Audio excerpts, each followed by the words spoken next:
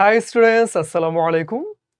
আজকে আমরা গ্রামারের নতুন একটা টপিক নিয়ে হাজির হয়ে গেলাম। The topic is phrases and clauses. আমরা স্কুল কলেজে এটা নিয়ে পড়াশোনা করেছি, কিন্তু তারপরে দেখা যায় যে প্রপারলি আইডেন্টিফাই করতে গেলে ফ্রেজ কত প্রকার, ক্লজ কত প্রকার, আমরা কিন্তু বেশ কনফিউজড হয়ে যাই। কিন্তু এই ব্যাপারটায় কনফিউশন রাখলে একেবারেই চলবে না। কারণ হলো শুধুমাত্র অ্যাডমিশন টেস্টে যেগুলো ফেস করতে হবে তা না। If you think about it in the long term, admission টেস্টে পরে কি ভার্সিটি, তারপরে কি চাকরি বাকরি। তো চাকরি করতে গেলে বাংলাদেশের সবচেয়ে জনপ্রিয় জায়গা কোনটা? সরকারি চাকরি, বিসিএস। এছাড়া কোনটা আছে? ব্যাংকিং। বিসিএস, ব্যাংক সবখানেই কিন্তু ইংরেজির যে গ্রামারের প্রশ্ন থাকে তার মধ্যে অবধারিতভাবে এই ক্লজ ব্যাপারটা কিন্তু থাকবেই। সুতরাং আমরা আজকে অ্যাডমিশনে আসা গুরুত্বপূর্ণ যতগুলো এরকম প্রশ্ন ছিল যেখানে আমাদের কনসেপচুয়াল ব্যাপারগুলো ক্লিয়ার করে নেওয়ার বিষয় আছে, সবগুলো দেখে নিব।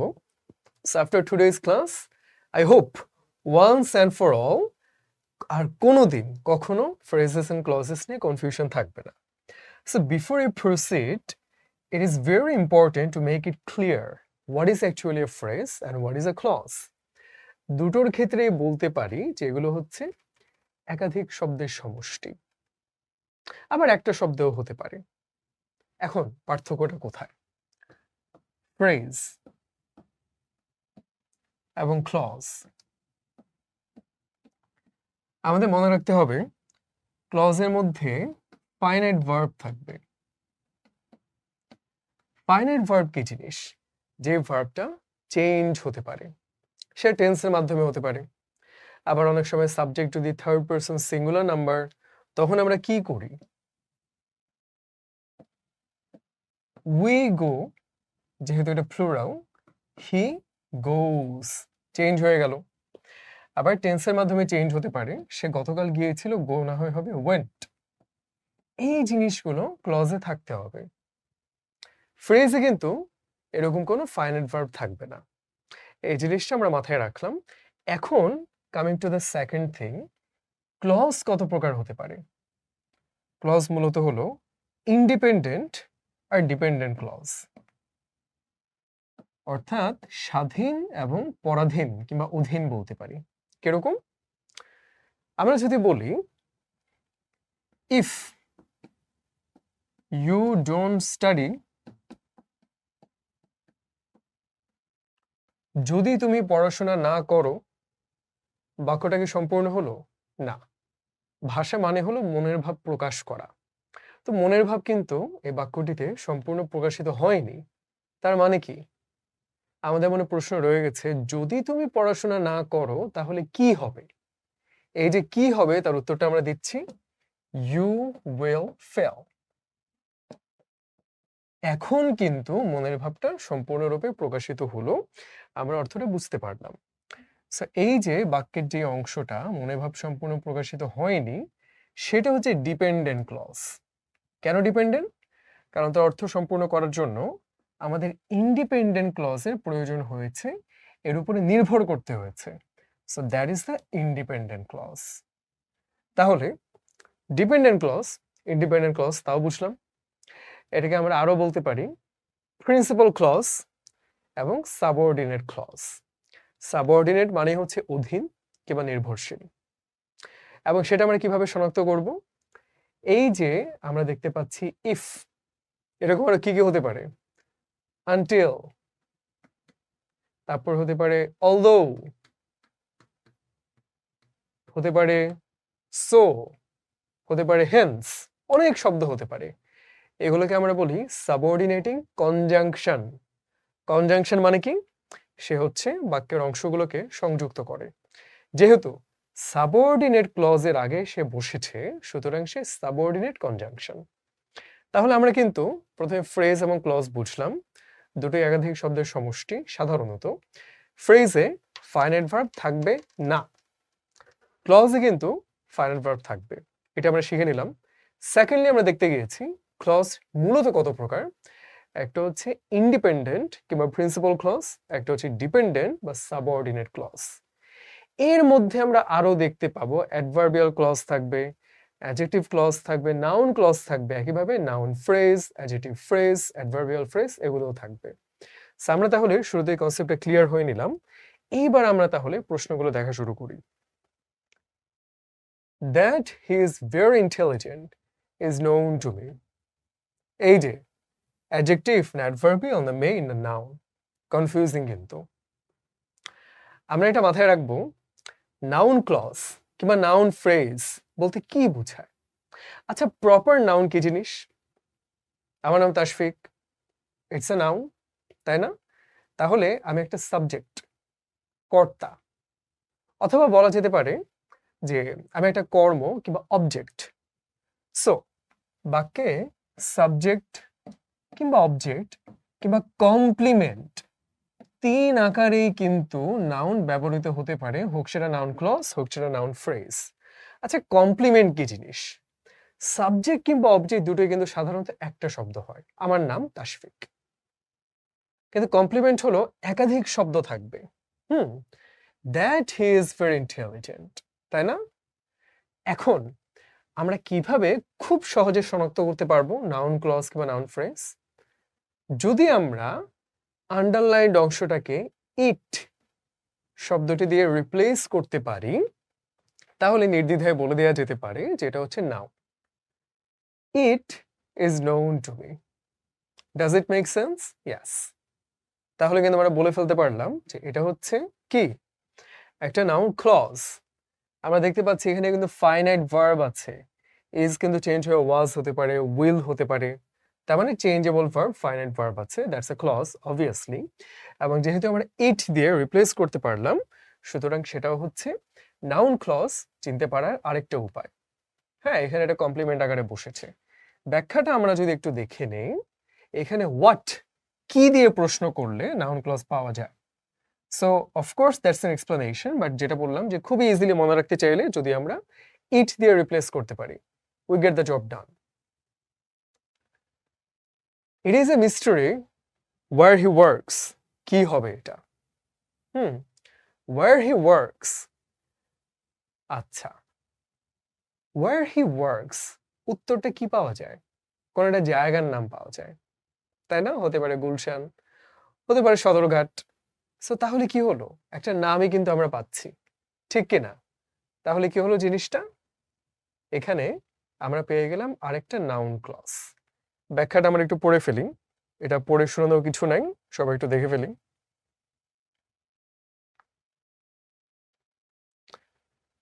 To win a prize is my ambition. কিভাবে বুঝবো আমরা?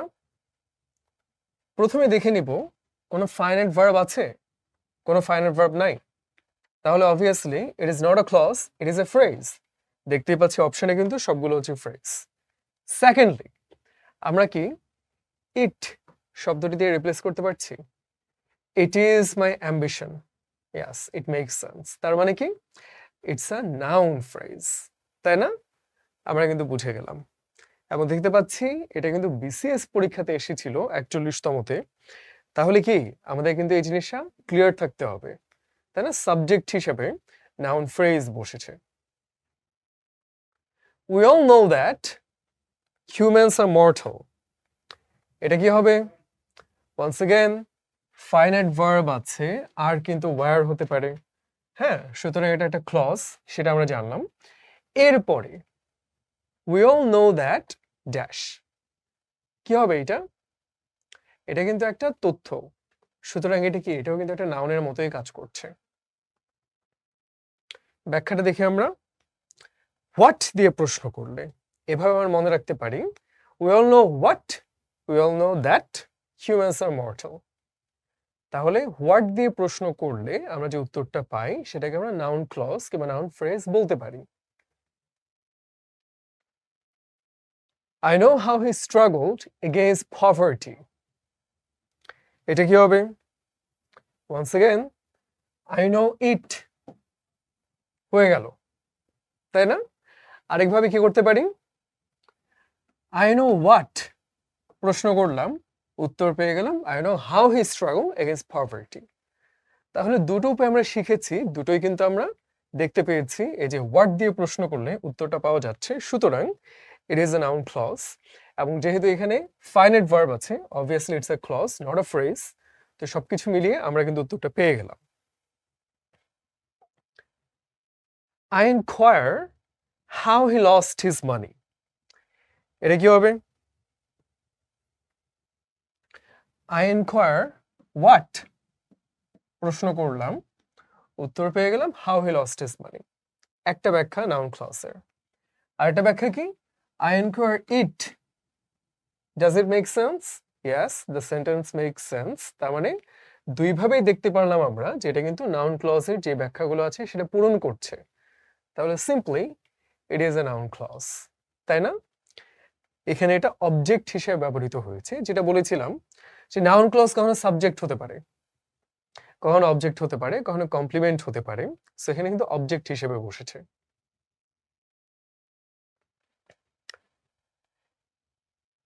I know where he goes. কি হবে এটা? I know what? আমি কি জানি? আমি জানি সে কোথায় যায়। তাহলে হোয়াট এর উত্তর পেলাম। আবার I know it, এটাও ব্যাখ্যা দিচ্ছে, সুন্দর। সো তাহলে কি হলো? এটা একটা নাউন ক্লজ এবং কি হলো, নো ভার্বের অবজেক্ট হিসেবে where he goes বসেছে। So that's a noun clause. খুবই সিম্পল। তাহলে মোটামুটি নাউন ক্লজ কিংবা নাউন ফ্রেজ নিয়ে যে প্রশ্নগুলো আসে আমাদের কিন্তু আইডিয়া হয়ে গেল। এটা মনে করার কারণে যে পুরো ক্লাসে সবগুলো কি নাউন ক্লজ দিয়ে হবে না, আর অন্যান্যগুলো ধীরে ধীরে আসবে। আমরা বেশ কয়েকটি ইম্পর্টেন্ট এক্সারসাইজের মাধ্যমে ব্যাপারটা ভালো করে শিখে নিচ্ছি, কারণ নাউন ক্লজ থেকে প্রচুর প্রশ্ন আসে, কারণ এটা সবচেয়ে বেসিক। আমাদের বেসিকের যেন ক্লিয়ার থাকে আমরা বুঝে নিলাম। এবার তাহলে দেখি, qualifying in the admission test is not easy. কি হবে? টানা সবগুলো নাউন ক্লজ সেই হিসেবে বলে দিতে পারি এটাও নাউন ক্লজ, তাই না? What is not easy? Qualify the admission test. What প্রশ্নগুলোর উত্তর পেয়ে গেলাম। আবার ইট ইজ নট ইজি এভাবে বসেও বাক্যটা অর্থবোধক হলো। দুই ক্ষেত্রে কি হলো? নাউন ক্লজ পেয়ে গেলাম। এখন আমাদের মনে একটা প্রশ্ন থাকতে পারে যে ক্লজ হতে হলে আমাদের তো ফাইনাইট ভার্ব থাকলে চলবে না। আচ্ছা, এই ভার্বটা এটা কি ফাইনাইট? না। সো আমরা কিন্তু জানি ফাইনাইট ভার্ব হচ্ছে যেটা চেঞ্জ হতে পারে, আর এটা হলো নন ফাইনাইট ভার্ব যেগুলো চেঞ্জ হয় না।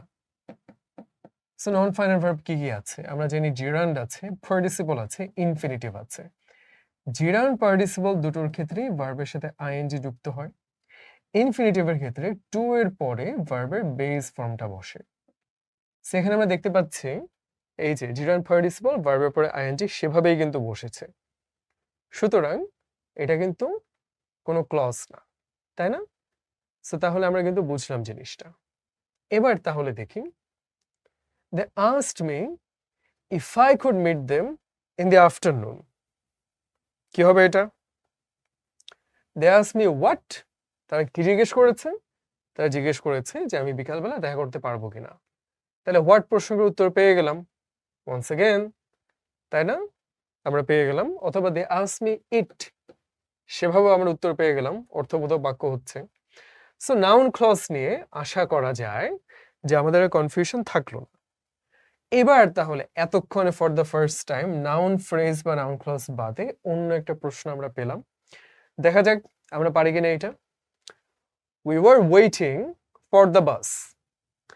আচ্ছা, আমরা একটু আগেই দেখলাম যে জিরান্ড পার্টিসিপল ইনফিনিটিভ নন ফাইনাইট ভার্বের ক্ষেত্রে ইনফিনিটিভ হলে টু এর পরে ভার্বের বেস ফর্ম বসে। এখানে কিন্তু টু নেই, সেটা আমি বাদ দিয়ে দিচ্ছি। ভার্ব ফ্রেজ, এখানে কোনো ভার্ব আছে? কোনো ভার্ব নেই, এটাও বাদ দিয়ে দিচ্ছি। আচ্ছা, প্রিপোজিশন কি জিনিস? প্রি মানে হচ্ছে আগে, পজিশন মানে অবস্থান। তাহলে প্রিপোজিশন এমন একটা জিনিস যেটা হচ্ছে নাউন কিংবা প্রোনাউনের আগে বসে বাক্যের অন্য অংশের সাথে সম্পর্ক স্থাপন করে। So here is the noun the bus. তার আগে প্রিপোজিশন আগে বসেছে ফর, সে বাক্যের অন্য অংশের সাথে সম্পর্ক স্থাপন করেছে। তাহলে কি it is a prepositional phrase, তাই না? এবং আরেকটু উত্তর হতে পারতো অ্যাডভার্বিয়াল ফ্রেজ, সেটাতে আমরা আসি সামনে। এখানে অপশনও সেটা ছিল না, so that is out of the question. আমরা সামনে দেখবো অ্যাডভার্বিয়াল ফ্রেজ কি। এখন ফ্রেজ এন্ড ক্লজ বলতে কি শুধুমাত্র কোনটা নাউন কোনটা অ্যাডভার্ব এগুলো আইডেন্টিফাই করা? না, এমন আসতে পারে যে ফ্রেজ এন্ড ক্লজ অর্থটাও কিন্তু তুমি জানো কিনা সেটা পরীক্ষায় যাচাই করে দেখা হতে পারে। এখন সেটার জন্য কি আলাদা করে এখন বসে বসে আমরা পড়বো ইডিয়মস এন্ড ফ্রেজেস? না, সেটা প্রয়োজন নেই। তবে সবচেয়ে কমন যেগুলো সবচেয়ে বেশি আসবার মতো সেগুলো একটু দেখে রাখবো। কিথ এন্ড কিন মানে কি? আত্মীয় স্বজন। আচ্ছা, সেখানে এটা কোন ফ্রেজ হিসেবে ব্যবহৃত হয়েছে? ওয়ান্স अगेन কোনো ফাইনাইট ভার্ব নাই, সো এটা ফ্রেজ বুঝাই যাচ্ছে। এখন we don't have what in this town, আমাদের কি নেই এই শহরে? কিথ এন্ড কিন, আত্মীয় স্বজন নেই। তাহলে আমরা হোয়াট প্রশ্নটা করে উত্তর পেয়েছি কিথ এন্ড কিন, তাই না? তাহলে obviously it is a noun phrase. আরো একটা ব্যাখ্যা এখানে দিয়েছে, নো এর পরে কোনো ফ্রেজ বসলে সেটা নাউন ফ্রেজ হয়। সবসময় কিন্তু নো হয় না, অনেক ক্ষেত্রে নট হয়, তাই না? I have not done my homework, সেখানে কিন্তু বললে হলো না, সে নট লিখতে হবে, ঠিক কিনা? I have not done my homework. So তাহলে কি হলো, এখানে তো ভার্ব হিসেবে দেখছি আমরা। বাট আমি যদি বলতাম আই হ্যাভ নো হোমওয়ার্ক, তাহলে কি হয়ে যেত? হোমওয়ার্কটা একটা নাউন হিসেবে ব্যবহৃত হচ্ছে, সো সেরকম ভাবে নো এর পরে কোনো ফ্রেজ বসলে সেটা হচ্ছে noun phrase. I could not understand what you wanted me to do, এটা কি হবে? আমরা কি পারছি? I could not understand what, কি বুঝতে পারছি না? What you wanted me to do, তুমি কি করতে চাইছিলে। তাহলে কি হলো? হোয়াট প্রশ্নটা করে উত্তর পেয়ে গেলাম, এবং আমরা এখানে ফাইনাইট ভার্বও দেখতে পাচ্ছি, এই যে পাস্ট টেন্সে বসেছে। তাহলে কি হলো? ফাইনাইট ভার্বের অবজেক্ট হিসেবে নাউন ক্লজ কিংবা ফ্রেজ বসে, এটা আমরা বহুবার দেখেছি। বুঝে গেলাম। এইবার একটু ইন্টারেস্টিং, এবার কিন্তু কোনো ক্লজ ফ্রেজ বলে নাই, আমাদেরকে পার্টস অফ স্পিচের মতো আইডেন্টিফাই করতে হবে। The book which I borrowed from the library is very interesting. আচ্ছা, এখন এই যে ক্লজটা আছে আমাদের শনাক্ত করতে হবে এটা কি ধরনের ক্লজ। প্রথমত, পার্টস অফ স্পিচ খুব সিম্পল জিনিস, but often times you get confused. Noun pronoun আমরা জানি, অ্যাডজেক্টিভ অ্যাডভার্ব সেটাকে আমরা জানি ভালো করে। অ্যাডজেক্টিভ হলো যে নাউন কিংবা প্রোনাউনকে মডিফাই করে। এখানে আমাদের নাউন হলো বুক। এখন বই তো অনেকগুলো হতে পারে, লাইব্রেরিতে শত শত হাজার হাজার বই, এই জন্যই মডিফাই করলো, বিশেষায়িত করলো, আলাদা করে চিহ্নিত করলো কোন বইটা, যে বইটা আমি ধার করেছিলাম। তাহলে কি হলো? নাউন বা প্রোনাউনকে মডিফাই করলো এবং সেটা মাধ্যমে আমরা আলাদা করে চিনতে পারলাম, so that is an adjective phrase, তাই না? খুব সিম্পল, আমরা বুঝে গেলাম। The migratory bird that he shot down was beautiful. কি হলো এটা? শুরুতে আমাদের দেখতে হবে হুইচ পার্ট অফ স্পিচ। এই যে আমরা নাউন ক্লজ এতবার পড়েছি, চিহ্নিত করার দুটো উপায় ছিল, একটা হলো হোয়াট প্রশ্ন করলে আমরা উত্তর পাচ্ছি কিনা। দ্য মাইগ্রেটরি বার্ড হোয়াট, না, ঠিক খুব একটা উত্তর হলো না। কিন্তু এটা শিখেছিলাম ইট শব্দটা দিয়ে রিপ্লেস করলে। The migratory bird it doesn't make sense. তাহলে দুটো শর্ত ছিল, দুটোই কিন্তু পূরণ করতে পারেনি, সো এটা নাউন ক্লজ হবে না। বুঝে গেলাম। আচ্ছা, adverb clause of degree, adverb clause আমরা দেখব সামনে, এটাও হবে না। আচ্ছা, তাহলে এই দুটোর একটা হবে, তাই তো? এখন আমাদের বুঝতে হবে যে অ্যাডজেক্টিভ ক্লজ সেটা ঠিক আছে, পরের অংশটা with relative pronoun as possessive অথবা রিলেটিভ প্রোনাউন অ্যাজ অবজেক্ট, কোনটা হবে? এখানে কিন্তু আমরা দেখতে পাচ্ছি অবজেক্ট হিসেবে ব্যবহৃত হচ্ছে জিনিসটা, তাই না? কিরকম? আমরা যদি বলতাম মাইগ্রেটরি বার্ড নিজে কিছু করে, কর্তা হিসেবে কাজ করে, তখন সে সাবজেক্ট হতো। এখানে মাইগ্রেটরি বার্ডের উপরে কাজ করা হয়েছে, মানে সে কর্ম বা object. That he shot down, সে মেরেছে যেই পাখিটাকে, তাহলে অবজেক্ট হিসেবে কাজ করলো না। সো কি হলো এটা? উত্তর হবে D. The girl whom you met in the hospital is my cousin. কি হলো? মেয়েটি একটা নাউন, তাকে মডিফাই করলো, অবশ্যই অ্যাডজেক্টিভ। খুবই ইজি ব্যাখ্যা। এই যে আমরা সুন্দর করে ব্যাখ্যাটা দিয়ে দিয়েছি, নাউন বা প্রোনাউনের পরে বসে তাকে মডিফাই করে, বিশেষায়িত করে। এখানে কি হয়েছে, আন্ডারলাইন যেই জায়গাটা আছে সেটা কিন্তু গার্ল এই নাউনটাকে মডিফাই করেছে, তাই না? সেই যে আমরা আরো দেখতে পাচ্ছি সাধারণত অ্যাডজেক্টিভ ক্লজ গুলো কি কি? Relative pronoun who, whom, whose, which, what, where এগুলো দিয়ে শুরু হয়ে থাকে। এটা একটা সুন্দর ব্যাখ্যা। এভাবেও মনে রাখতে পারি যে অ্যাডজেক্টিভ ক্লজ গুলো সাধারণত রিলেটিভ প্রোনাউন সেগুলো দিয়ে শুরু হয়ে থাকে। He tells a tale that sounds untrue. কি হবে? একটা গল্প বলেছে, এই গল্পটাকে মডিফাই করলো যে গল্পটা বিশ্বাসযোগ্য নয়। ভার্বকে কিন্তু মডিফাই করে নাই, নাউনকে করেছে। So definitely it's an adjective clause, তাই না? এই যে এখানে একটা ফাইনাইট ভার্ব আছে, সুতরাং ফ্রেজ নয়, এটা হচ্ছে একটা ক্লজ। বুঝে গেলাম। People who have poor diets are likely to catch cold. কি হবে এটা? Dependent clause. এই যে who have poor diets, তাহলে ডিপেন্ডেন্ট ক্লজ কিভাবে বুঝবো? যদি আমরা শুধু বলতাম people are likely to catch cold, মানুষের ঠান্ডা লাগতে পারে, ইট মেক্স সেন্স। আর যদি বলতাম people who have poor diets are likely, যাদের খাবার দাবারটা ভালো না তাদের কি হতে পারে, মনের ভাব কিন্তু সম্পূর্ণ প্রকাশিত হয়নি, তাহলে কি এই অংশটা একটা ডিপেন্ডেন্ট ক্লজ, তাই না? এবং আর কি বলেছে এখানে?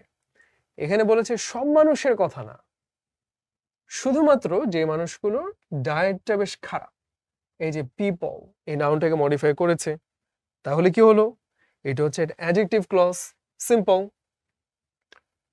এখানে ব্যাখ্যাটা দেয়া আছে যে অ্যাডজেক্টিভ ক্লজটা কি করলো? পূর্ববর্তী নাউন প্রোনাউনকে মডিফাই করলো।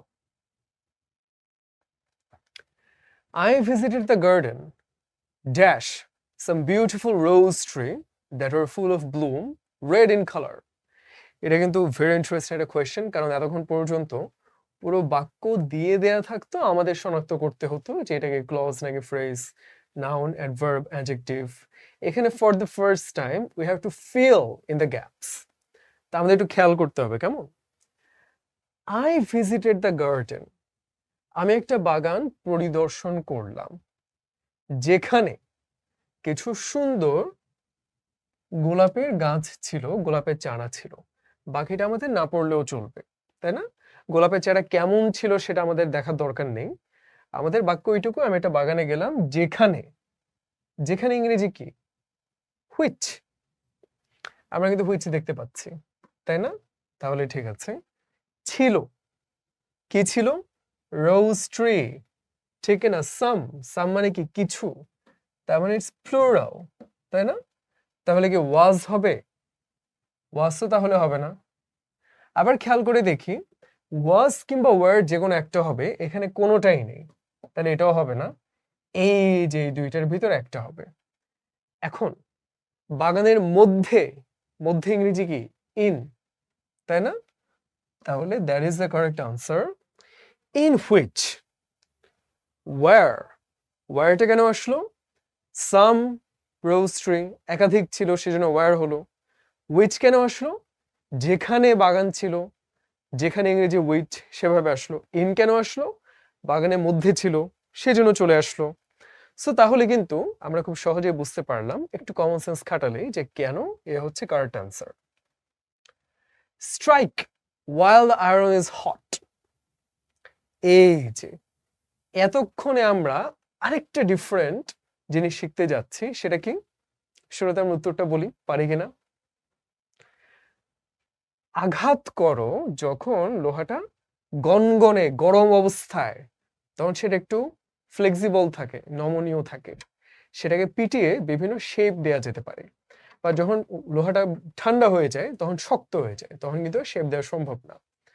সো ঝোপ বুঝে কোপ মারো, strike the iron while it is hot। তাহলে এটার ব্যাখ্যা কি হবে? আমরা কি পারি? বলেছে আঘাত করো, এটা একটা ভার্ব, কখন আঘাত করো? যখন লোহা গলন্ত ছিল। সো আমরা দেখতে পাচ্ছি যেখানে কিন্তু ভার্বকে মডিফাই করলো। ভার্বকে কে মডিফাই করে? অ্যাডভার্ব। সো এই যে প্রথমবার আমরা অ্যাডভার্ব ক্লজের দেখা পেয়ে গেলাম। ব্যাখ্যাটা পড়ে ফেলি। সেটা এক ধরনের ইন্ডিপেন্ডেন্ট ক্লজ যেটা অ্যাডভার্বের কাজ করে এবং কি করে? ভার্ব, অ্যাডজেক্টিভ, অ্যাডভার্ব, সোজা কথায় অ্যাডজেক্টিভ নাউন প্রোনাউনকে মডিফাই করে, নাউন প্রোনাউন বাদে বাক্যের বাকি যা অংশ আছে যে কোনো কিছুকে মডিফাই করতে পারে অ্যাডভার্ব। তাহলে কি হলো? তাহলে স্ট্রাইক ভার্বটাকে যেহেতু মডিফাই করেছে সেই জন্য এটা হচ্ছে adverbial clause. If you make a promise you must keep it. তাহলে কি হবে এটা? আচ্ছা, খেয়াল করে দেখো, যদি তুমি একটা প্রমিস, একটা ওয়াদা, একটা শপথ করে থাকো, একটা ভার্বের কথা বলা হচ্ছে কিন্তু, এবং তখন কি হবে? সে ভার্বটার একটা ব্যাখ্যাও দিল, তাহলে কিন্তু রাখতে হবে কথা, তাই না? সুতরাং ওয়ান্স अगेन আমরা কিন্তু verb if you make a promise সেটাকে আমরা মডিফাই করলাম, so that is an adverbial clause, তাই না? বুঝে গেলাম। If it rains I will stay at home. কি হবে? Once again I will stay at home, আমি বাসায় থাকবো, এই থাকা সেটাকে মডিফাই করলো, কখন বাসায় থাকবো? যদি বৃষ্টি হয়। তাহলে আবার আমরা দেখতে পাচ্ছি ভার্বকে কিন্তু মডিফাই করছে, সুতরাং সেটা হচ্ছে অ্যাডভার্বিয়াল ক্লজ। সো আমরা দেখেছিলাম noun clause, noun phrase, how to identify easily if you can replace the underline part with the word it, এবং তারপর যদি বাক্যটা make sense you can say ঠিক আছে এটা নাউন ক্লজ। আমরা আরেকটা শিখেছিলাম যে আমরা যদি হোয়াট দিয়ে প্রশ্ন করি এবং যদি উত্তর হিসেবে আন্ডারলাইন পার্টটা পাই দ্যাটস আ নাউন ক্লজ। খুব ইজিলি শিখলাম। অ্যাডজেক্টিভ ক্লজটা কিভাবে শিখলাম? আমরা জানি নাউন প্রোনাউনকে যদি মডিফাই করে দ্যাট ইজ অ্যাডজেক্টিভ, ঝামেলা কিছু নেই। অ্যাডভার্বের ক্ষেত্রে আমরা বলতে পারি হু, হোয়াট, ওয়েন, ওয়্যার, হাউ। এগুলো আমরা কি চিনি? আমরা সবাই চিনি সাধারণত WH কোয়েশ্চেন হিসেবে। সো এগুলো দিয়ে আমরা যদি দেখতে পারি ভার্বটাকে মডিফাই করছে তাহলে সেটা হলো অ্যাডভার্বিয়াল ক্লজ। যেমন দেখো, I will stay at home when, আমি কখন বাসায় থাকবো? যদি বৃষ্টি হয়। তাহলে দেখো আমরা ভার্বের সাথে কিন্তু ওয়েনটা দিয়ে এটা উত্তরটা পাচ্ছি, ঠিক কিনা? সো তাহলে এইভাবে আমরা চিনতে পারি যে কখন, কোথায়, কিভাবে, কেন, কি, এগুলো যদি আমরা বসে এবং ভার্ব, অ্যাডভার্ব কিংবা অ্যাডজেক্টিভ এগুলোকে আমরা ব্যাখ্যা করতে পারি, মডিফাই করতে পারি, তাহলে ইউ ক্যান সিম্পলি সে এটা হচ্ছে adverbial clause. Rakib plans to join the Air Force when he leaves college. Once again, আমরা ভার্বকে মডিফাই করছি। রকিব কিন্তু সবসময় প্ল্যান করছে না, কখন প্ল্যান করছে? when, এই যে যখন সে কলেজটা ছেড়ে যাবে। তাহলে ভার্বকে মডিফাই করলো when, সেটা আমরা পেয়ে গেলাম খুবই ইজিলি। এই যে কখন, কোথায়, কিভাবে, সেটা হচ্ছে অ্যাডভার্বিয়াল, তাই না? খুবই simple. I know where he lives, পারবো আমরা এই জিনিসটা? আমাদের কিন্তু পারা উচিত। হ্যাঁ, আমি জানি যে সে কোথায় থাকে। সেই ক্ষেত্রে ব্যাখ্যাটা কি দিয়েছে? ওয়ার দ্বারা স্থান বুঝাচ্ছে, তাই এটা অ্যাডভার্বিয়াল ক্লজ, কিন্তু না, এটা কিন্তু অ্যাকচুয়ালি ভুল। কেন? আই নো হোয়াট, আমি কি জানি? I know where he lives, সে কোথায় থাকে সেটা জানি। আবার আই নো ইট, এটা বসালো দ্য সেন্টেন্স মেক সেন্স, তাহলে অ্যাকচুয়ালি এটা কি? It's a noun clause. So ভর্তি পরীক্ষায়ও মাঝে মধ্যে ভুল থাকে, সেটা আমরা দেখে নিলাম। It is not an adverbial clause here, it's a noun clause. So তাহলে কি হবে? তাহলে অ্যাকচুয়াল কারেক্ট অ্যান্সার হলো B. You can go wherever you like, মানে কি তোমার যেখানে ইচ্ছা তুমি সেখানেই যেতে পারো। অবশ্যই ভার্বকে মডিফাই করছে, ইটস অ্যান অ্যাডভার্ব, সেটা নিয়ে কোনো কনফিউশন নেই। সেকেন্ড প্রশ্নটা হলো এই যে দেখো ক্লজের ভিতরে কত রকম হতে পারে?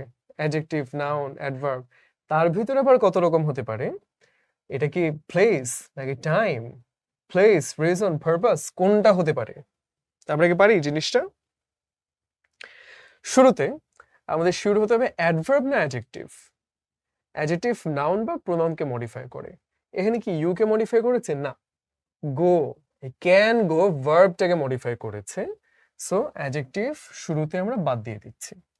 এইবার আমাদের দেখতে হবে এই যে গো, যদি বলতো তুমি কেন যাচ্ছ, একটা কারণ দেখাতো, তুমি পরীক্ষা দিতে যাচ্ছ, দেন উই কুড সে যে অ্যাডভার্বিয়াল ক্লজ অফ রিজন, কারণ, কিংবা পারপাস, তাই না? কি উদ্দেশ্যে যাচ্ছ তুমি?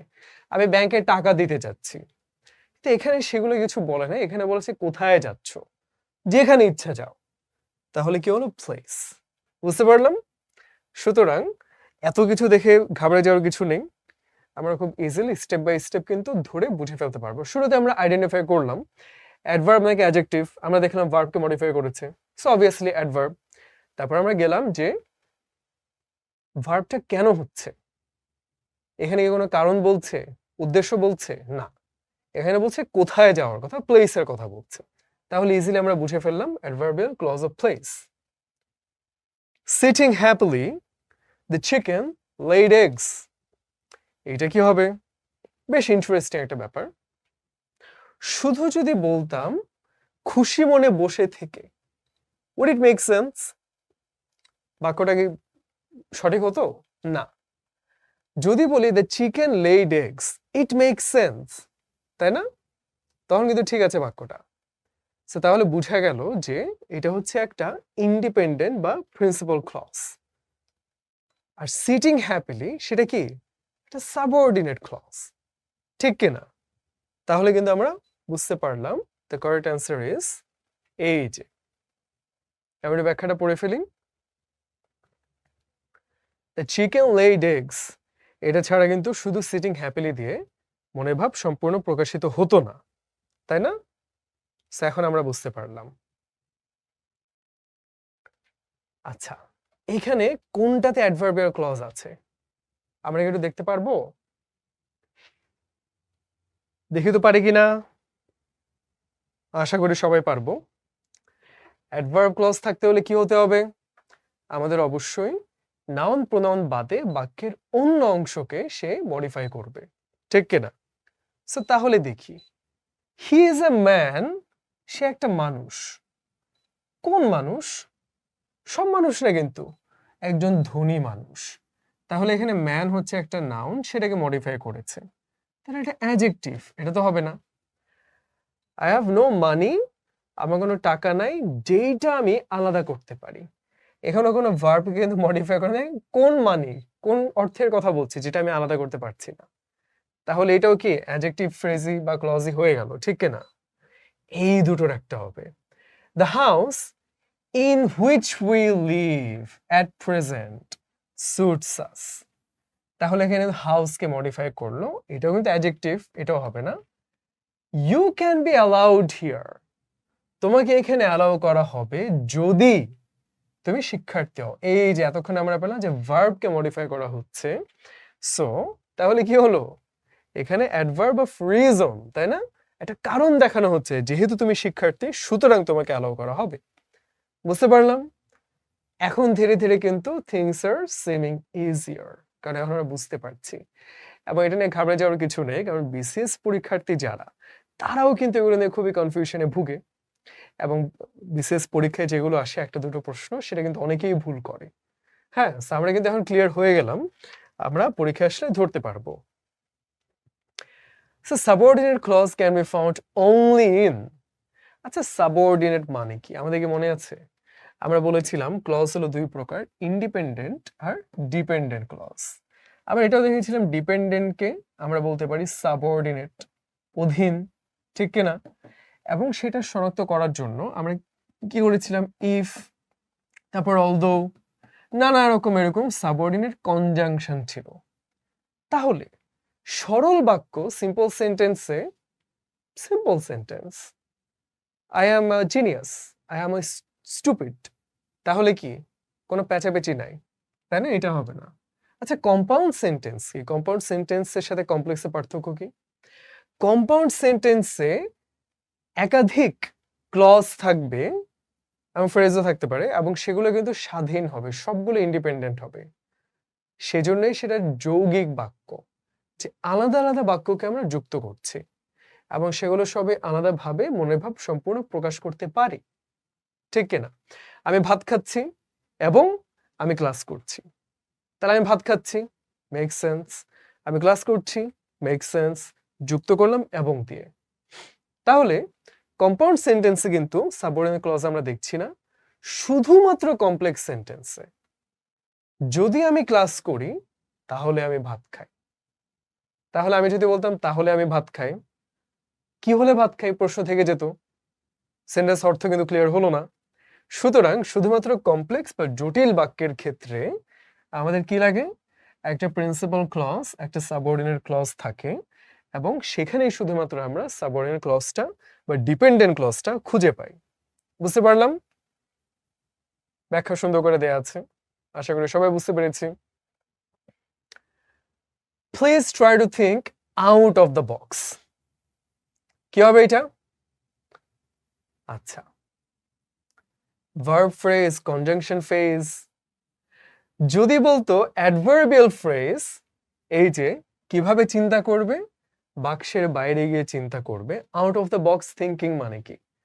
গতানুগতিক চিন্তার বাইরে গিয়ে একটু অভিনব কিছু করা, তাই না?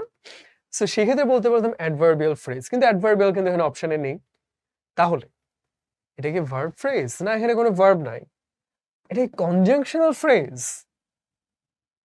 এটা কি অ্যাডজেক্টিভ ফ্রেজ? আচ্ছা, অ্যাডজেক্টিভ কখন হতো? যদি সে নাউনকে মডিফাই করতো। থিঙ্ক তো এখানে ভার্ব, সেটাও বাদ। এখন আমাদের যেটা ক্লিয়ার হতে হবে, প্রিপোজিশন কনজাংশন দুটোর ভিতরে পার্থক্য।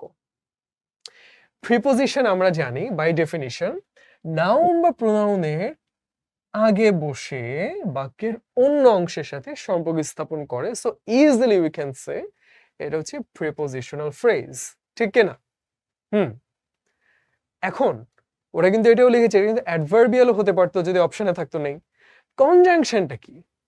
কনজাংশন হলো সে বাক্যের, অর্থাৎ বাক্যের দুটো আলাদা অংশ সেটার ভিতরে সম্পর্ক স্থাপন করে।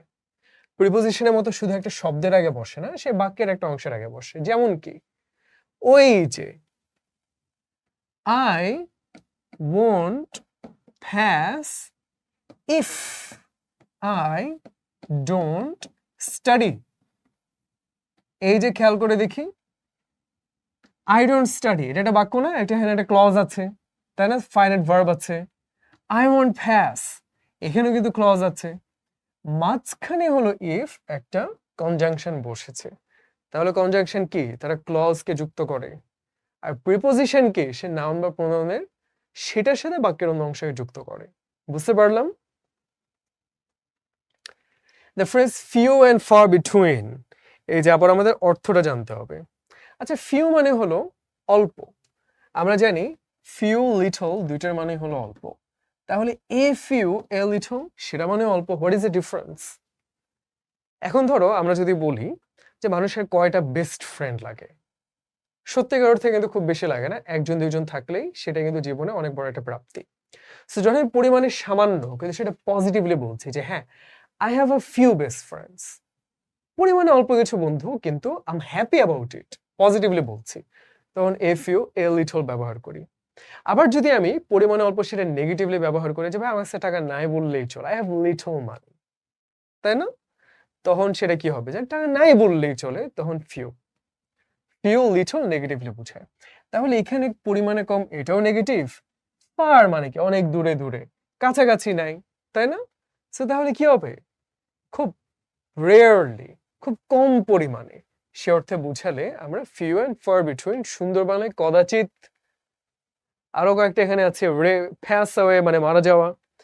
এছাড়া আছে রেড হ্যান্ডেড, হাতে নাতে ধরা পড়া। প্রোজ এন্ড কনস মানে খুঁটিনাটি, ভালো মন্দ সবকিছু জেনে নেয়া। আউট অ্যান্ড আউট সম্পূর্ণরূপে, যেমন he is out and out a liar, একদম সম্পূর্ণরূপে মিথ্যুক।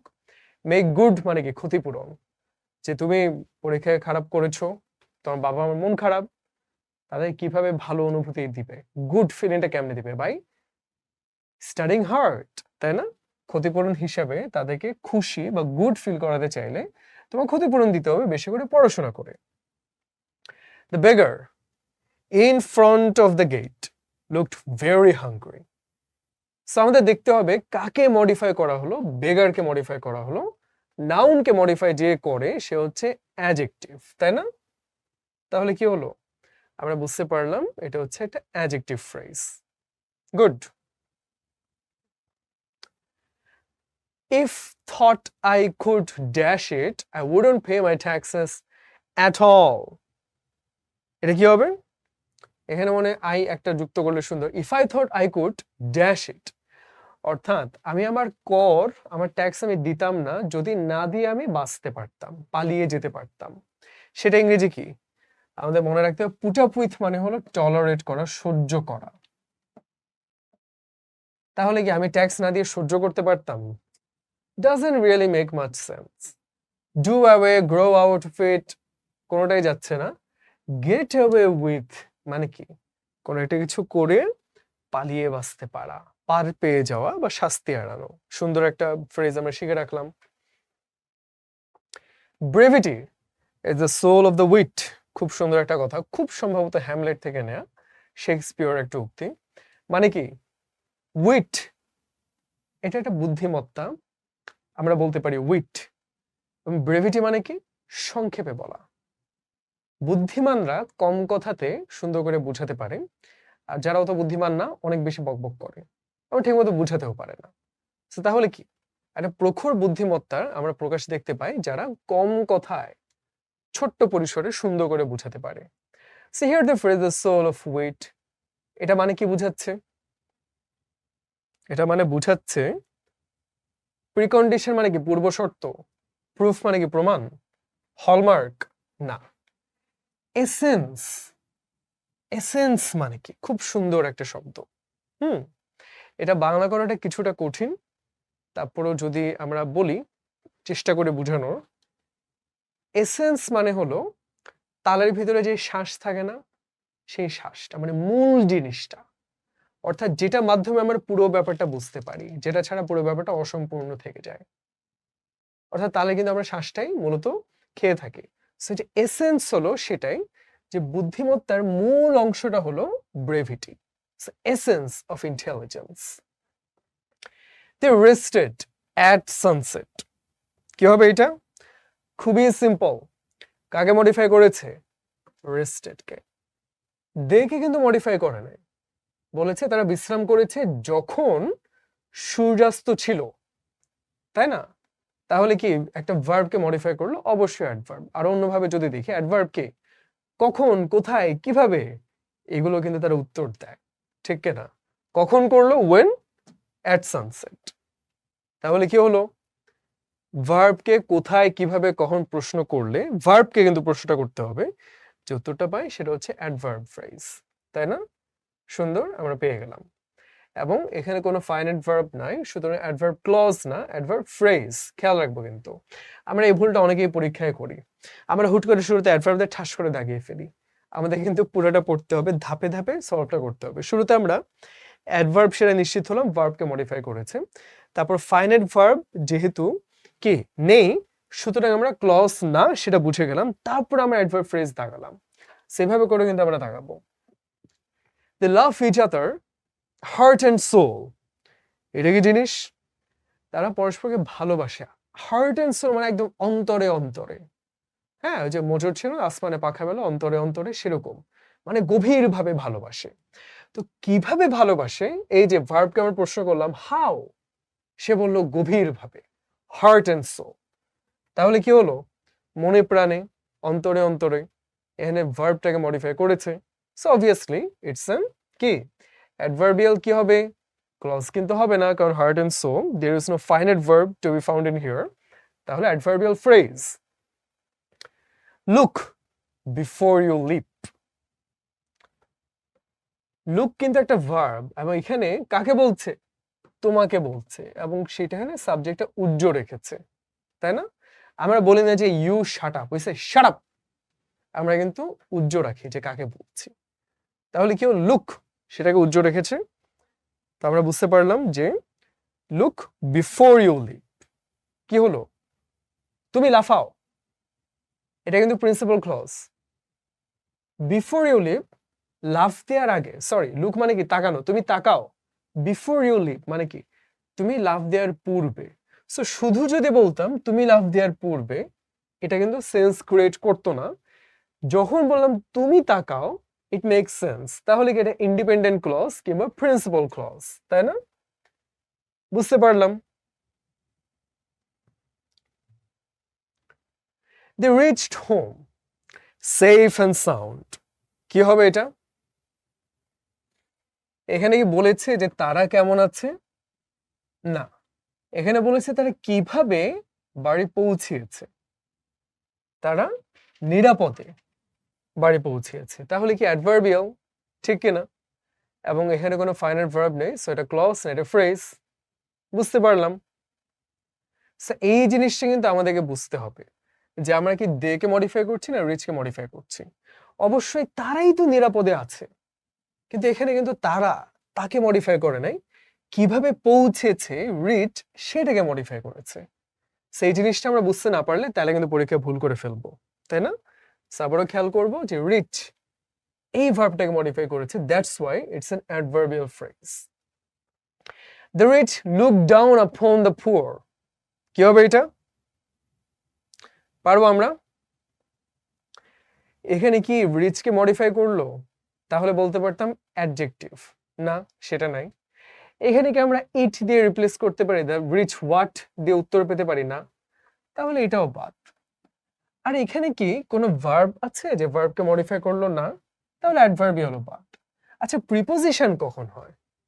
সে নাউন বা প্রোনাউনের আগে বসে, নাউন বা প্রোনাউনও নাই, এটাও বাদ। So it is a verbal phrase, look down আপন, তাই না? এটা নিজেই সরাসরি ভার্ব হিসেবে কাজ করছে, সে কাউকে মডিফাই করছে না, সে কোনো ভার্বকে মডিফাই করছে না, সে নিজেই ভার্ব হিসেবে কাজ করে, that's a verbal phrase. So why it is a verbal phrase? শুধু ভার্ব কেন নয়? কারণ লুক সাথে আবার ডাউন সাথে আবার আপন, এই যে ফ্রেজ ক্লজ মানেই হলো একাধিক শব্দ থাকে। সুতরাং আমরা কি বলতে পারতাম? আমরা বলতে পারতাম ডিমিন দ্য পুয়ার। ডিমিন মানে হলো কাউরে এরকম নিচু চোখে তাকানো, হ্যাঁ, তাহলে কিন্তু এক শব্দ হয়ে যেত, তখন শুধু ভার্ব হতো। আর যেহেতু আমরা একাধিক শব্দে বলছি, that's a verbal phrase. Be sure to get enough food so that no one will have to go hungry. এটা কি হবে? Once again আমাদেরকে নিশ্চিত হতে বলেছে, তাই না? গেট ইনাফ ফুড, এই যে গেট, আমরা কিন্তু ভার্ব পাচ্ছি যে কি পরিমাণ আমাদের সংগ্রহ করতে হবে, কি পরিমাণ খাবার সংগ্রহ করে নিশ্চিত হতে হবে যেন কেউ ক্ষুধার্ত না থাকে। তাহলে কিন্তু দেখো ভার্বকে কিন্তু মডিফাই করলো, ঠিক কিনা? তাহলে সেটা অ্যাডভার্ব ক্লজ। এখানে আরো একটা ব্যাখ্যা আছে, even if, so that, after, before প্রভৃতি কনজাংশন দ্বারা অ্যাডভার্ব ক্লজ যুক্ত থাকে, সেভাবে আমরা মনে রাখতে পারি। বাট ওই যে সিম্পল জিনিসটা আর কি, যে ভার্বকে মডিফাই করলো এই জন্য অ্যাডভার্ব ক্লজ। আর এটা বোনাস হিসেবে যেটা থাকলে আমাদের মাথায় থাকলো, এটা মনে না রাখলেও খুব একটা ক্ষতি নাই। I know the boy who came here yesterday. এটা কি হবে? আমি সেই ছেলেটাকে চিনি। কোন ছেলেটা? যে এখন ক্লাসটা করছে আমাদের সাথে, যে পরীক্ষা ফার্স্ট হয়েছে না, যে গতকাল এসেছে। তাহলে ছেলে একটা নাউনকে মডিফাই করলো, which is an adjective clause, তাই না? আর এখানে অনেক সুন্দর করে ব্যাখ্যা করেছে, কিন্তু আমার মতে এত কঠিন করে ব্যাখ্যা পড়া কোনো দরকার নাই, কারণ সাধারণত এগুলো মনেও থাকে না, যে হু হলো রিলেটিভ প্রোনাউন, যার পূর্বে অ্যান্টিসিডেন্ট হলো দ্য বয়। এত কঠিন না করে আমরা সরাসরি ভাববো যে কোন ছেলেটা, যেই ছেলে গতকাল এসেছিল, তাই না? সেই পোর্শনটা কি, কোন ছেলেটা সেটা উত্তর দিচ্ছে, সে নাউনকে মডিফাই করেছে, ভেরি সিম্পল, সে adjective clause. I don't like the people, কোন ধরনের মানুষকে পছন্দ করি না, who are untidy। তাহলে কি হলো? once again আমাদের যদি অ্যাডজেক্টিভ ক্লজ থাকতো সেটাই হতো অ্যান্সার, কিন্তু দেখতে পাচ্ছি এখানে অ্যাডজেক্টিভ ক্লজের অপশনই নেই, তাহলে কোনটা কারেক্ট হবে? আচ্ছা নাউন ক্লজ কি? I don't like the people what, উত্তর তো পাচ্ছি না। I don't like people eat, এটাও সেন্টেন্সটা হচ্ছে না অর্থবহ, সো এটা বাদ। আচ্ছা, প্রিন্সিপাল ক্লজ কোনটা? আমি মানুষকে পছন্দ করি না, এইটা প্রিন্সিপাল ক্লজ। যারা অপরিষ্কার থাকে, শুধু এটাকে মানে সম্পূর্ণ করে না কিন্তু। সো তাহলে এটা অবশ্যই প্রিন্সিপাল না, এটা সাবঅর্ডিনেট কিংবা ডিপেন্ডেন্ট ক্লজ। তাহলে এটাও বাদ। এই যে কোঅর্ডিনেট নাকি relative, that is the thing here. আচ্ছা, সাবঅর্ডিনেট আমরা দেখি, কোঅর্ডিনেট কোনটা? কম্পাউন্ড সেন্টেন্সের ক্ষেত্রে যেগুলো বসে সেগুলো কোঅর্ডিনেট, তাই না? সেখানে কিন্তু কম্পাউন্ড, এটা কমপ্লেক্স সেন্টেন্স, ঠিক কি না? তাহলে এটা কোঅর্ডিনেটও না। সুতরাং আমি যদি রিলেটিভ ক্লজ নাও বুঝি, বাই প্রসেস অফ এলিমিনেশন আমি বুঝে গেলাম এই তিনটার একটাও হবে না, সো বাই ডিফল্ট লাস্টেরটা হবে। এবার একটু ব্যাখ্যাটা পড়ি, রিলেটিভ ক্লজ কি? অবশ্যই রিলেটিভ প্রোনাউন দিয়ে, হু, দ্যাট, হুইচ, হুজ, ওয়্যার এগুলো দিয়ে শুরু হয়, ঠিক কি না? এবং সে পূর্বের নাউনকে ডিফাইন করে থাকে, তাই না? আচ্ছা, রিলেটিভ মানে কি? রিলেশন মানে কি? সম্পর্ক। রিলেটিভ মানে আত্মীয়। এই যে দুটা ক্লজ ছিল, এদের মধ্যে আত্মীয়তার সংযোগ কি? এই যে নাউনটা দেখো, তাকে আমরা আবার এখানে প্রোনাউন হিসেবে ব্যবহার করলাম, এই জন্য এটা রিলেটিভ। বুঝতে পারলাম? We were waiting for the bus, কি হবে এটা? অনেক সিম্পল। নাউনের আগে বসলো, বাক্যের অন্য অংশের সাথে সম্পর্ক স্থাপন করলো, কে করে? প্রিপোজিশন করে। খুবই সিম্পল, এটা হচ্ছে prepositional phrase. He asked whether I would help him, কি হবে এটা? পারবো তো আমরা, এখন তো পারি, এখন তো বুঝে গেছি সব, এত কিছু দেখতে হবে না। হি আস্কড হোয়াট, সে কি জিজ্ঞেস করলো? এই যে এটা জিজ্ঞেস করলো। He asked it, make sense, so noun clause, তাই না? এখানে কিন্তু অনেক সুন্দর করে ব্যাখ্যাটা দেওয়া থাকে, ট্রান্সিটিভ ভার্ব, অবজেক্ট হিসাবে।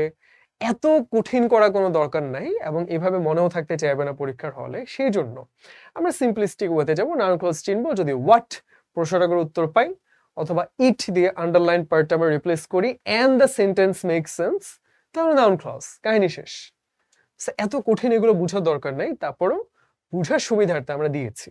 What is a transitive verb? যেখানে অবজেক্ট থাকে। ইনট্রান্সিটিভ অবজেক্ট থাকে না, ঠিক কিনা? যেমন যদি আমি বলি যে আমি খেলাম ভাত, তাহলে কি একটা অবজেক্ট পেলাম, ভাতকে খেলাম। যদি বলে আমি ঘুমাই, আমি কি কারোর উপর কোনো কাজ করেছি, কোনো কর্ম হচ্ছে? নাই, তাহলে কি সেটা ইনট্রান্সিটিভ, তাই না? হি ওয়ার্কড উইথ অল সিনসিয়ারিটি, খুবই সিম্পলিস্টিকলি আমরা চিন্তাটা করি। এখানে কি হি কে মডিফাই করলো নাকি ওয়ার্ক কে মডিফাই করলো? অবশ্যই ওয়ার্ক সেটাকে মডিফাই করেছে। সে আন্তরিকতা, একাগ্রতার সাথে কাজটা করেছে। তাহলে কি হলো? ভার্বকে মডিফাই করলো, অ্যাডভার্বিয়াল, এবং দেখতে পাচ্ছি কোনো ফাইনাইট ভার্ব নাই, so that's a phrase, so adverbial phrase. খুবই ইজি। এবং এটা কি? Adverbial phrase of manner. এইটাও আমরা খেয়াল রাখবো কিন্তু পড়ার সময়। ম্যানার মানে কি? কিভাবে করা হলো কাজটা? সে খুব খামখেয়ালি ভাবে করতে পারতো, সেটা এক ধরনের ম্যানার। ম্যানারিজম বলি না আমরা, যে শিষ্টাচার, কেউ খুব সুন্দরভাবে মেনটেন করে, তার ম্যানারিজম দেখলে বুঝে যে খুব ভদ্র, কেউ খুব বেয়াদব হয়। এই যে কিভাবে কাজটা করা হলো, দ্যাট ইজ কল্ড ম্যানার। সে কিভাবে করেছে? খুব একাগ্রতা, আন্তরিকতার সাথে করেছে। A woman approach a doctor, কোন মহিলাটা? এইবার তাকে আমরা মডিফাই করলাম with a veil over her body. তাহলে কি হলো? আমরা দেখতে পেলাম যে সব মহিলার কথা বলে নাই, যে মহিলার মাথায় একটা ভেল বা পর্দা ছিল সেই মহিলাটা। তাহলে কি? অবশ্যই ওম্যানকে মডিফাই করেছে, দ্যাটস এন অ্যাডজেক্টিভ, ঠিক কিনা? নাউন বা প্রোনাউনকে মডিফাই করলো। এইবার তাহলে last question, last week he received the amount. পারবো তো আমরা? সবাই পারবো। যদি হি কে মডিফাই করতো তাহলে অ্যাডজেক্টিভ হতো, এখানে হি কে মডিফাই করেনি, এটা বাদ। রিলেটিভ কি? হু, হুজ, হুম, সেগুলো থাকে, সেগুলো কিচ্ছু নেই, এটাও বাদ। সাবঅর্ডিনেট কি? ওই যে কমপ্লেক্স সেন্টেন্সের ক্ষেত্রে, তাই না? ইফ, অলদো, আনটিল এগুলো থাকে, এটাও বাদ। তো খুবই সিম্পলি বোঝা যাচ্ছে সে গ্রহণ করেছে। হ্যাঁ, গ্রহণ করা কখন গ্রহণ করেছে? এই যে ভার্বকে যদি আমরা who, what, when, where, how, কে, কখন, কোথায়, কিভাবে প্রশ্নের উত্তর পাই, that is adverbial. So obviously it's an adverbial phrase. So তাহলে টু রিক্যাপ, আমরা কিন্তু আজকে ক্লজ এবং ফ্রেজ ব্যাপারটা বুঝলাম এবং আমরা আরেকবার পুরো জিনিসটা দেখে নিব। এবং কেউ যদি এখানে প্রথমবার এগুলো নিয়ে পড়ে থাকে, it's very easy to get lost. এত কিছু একসাথে মাথায় থাকবে না। That's why repetition is important. জিনিসগুলো বারবার দেখতে হবে, এক্সারসাইজগুলো বারবার করতে হবে, এবং তাহলে বুঝতে পারবো। শুরুতে যদি আরেকবার বলি, clause phrase, what is the difference? ক্লজের মধ্যে ফাইনাইট ভার্ব থাকবে, যে ভার্বটা চেঞ্জ করা পসিবল, টেন্সের মাধ্যমে চেঞ্জ হতে পারে, অথবা থার্ড পারসন সিঙ্গুলার নাম্বার সাবজেক্টের ভিত্তিতে চেঞ্জ হতে পারে, দ্যাট ইজ ক্লজ। ফ্রেজে কিন্তু কোনো চেঞ্জেবল ভার্ব থাকবে না, ফাইনাইট ভার্ব থাকবে না। That's number 1। নাম্বার 2, ক্লজ মূলত কয় প্রকার? মেইনলি 2। কি? প্রিন্সিপাল কিংবা ইন্ডিপেন্ডেন্ট ক্লজ, ডিপেন্ডেন্ট বা সাবঅর্ডিনেট ক্লজ। সেটা কিভাবে চিনব? ডিপেন্ডেন্ট বা সাবঅর্ডিনেট ক্লজ নিজে নিজে মনের অর্থ সম্পূর্ণ প্রকাশ করতে পারবে না। যদি আমি পড়তাম অসম্পূর্ণ, যে তাহলে কি হতো? উত্তরটা আমরা জানতে চাই। আমি পরীক্ষায় ভালো করতাম। তাহলে আমি পরীক্ষায় ভালো করতাম নিজে নিজেই মনের ভাব সম্পূর্ণ প্রকাশ করলো, দ্যাট ইজ দ্য প্রিন্সিপাল বা ইন্ডিপেন্ডেন্ট ক্লজ। যদি আমি পড়তাম, দ্যাট ইজ দ্য সাবঅর্ডিনেট বা ডিপেন্ডেন্ট ক্লজ। এবং সেটাতে যদি, কিন্তু, হয়তো এগুলো যুক্ত থাকবে, ইফ, আনটিল, অলদো, তাই না? এরকম যুক্ত থাকবে। এছাড়া কি কি হতে পারে? Noun clause phrase, adjective clause phrase, adverbial clause phrase, সেগুলো কিন্তু আমরা চিনেছি। নাউন কিভাবে চিনব? যদি হোয়াট প্রশ্নগুলো উত্তরটা পাই, অথবা আন্ডারলাইন পার্টটাকে ইট শব্দটা দিয়ে রিপ্লেস করলে the sentence makes sense, it is a noun clause or noun phrase. Adjective is very simple, noun প্রোনাউনকে মডিফাই করে, সেটাও বুঝে গেলাম। অ্যাডভার্বিয়াল কি? ভার্বকে যদি আমরা what, when, how, where, how, এই যে জিনিসগুলা কি, কখন, কোথায়, কিভাবে প্রশ্নের উত্তর পাই, that is adverbial clause. So এরপর আরেকটা বাকি থাকে adverbial clause of what. Reason হতে পারে, কি কারণে সে করেছে। ম্যানার হতে পারে, কিভাবে করেছে। যেমন দেখেছিলাম, হি ওয়ার্কড উইথ সিনসিয়ারিটি, দায়িত্বশীলভাবে করেছে। আবার হতে পারে রিজন, তো সেটাও আছে, সেরকম প্রশ্ন খুব কমই আসে। তো এগুলো আমরা দেখলাম সবই। এই ছাড়া কিছু ফ্রেজ ক্লজের অর্থ ছিল, কিথ এন্ড কিন মানে আত্মীয় স্বজন, তারপর হলো ফিউ অ্যান্ড ফার বিটুইন মানে রেয়ারলি, কদাচিৎ, সেগুলো আমরা একটু দেখবো। সো আরেকবার আমরা পুরো ব্যাপারটা দেখে নিব এবং আশা করি এরপরে ফ্রেজ এন্ড ক্লজ নিয়ে কোনো কনফিউশন থাকবে না। সো কিপ অন প্র্যাকটিসিং, এটা সারা জীবন কাজে আসবে। এখানে আমরা দেখলাম শুধু ভর্তি পরীক্ষা থেকে প্রশ্ন দিয়েছে তা না, বিসিএস থেকে কিন্তু প্রশ্ন দিয়েছে। So please do more practice on that. So thank you everybody for attending the class. See you next time. Take care and Allah Hafiz.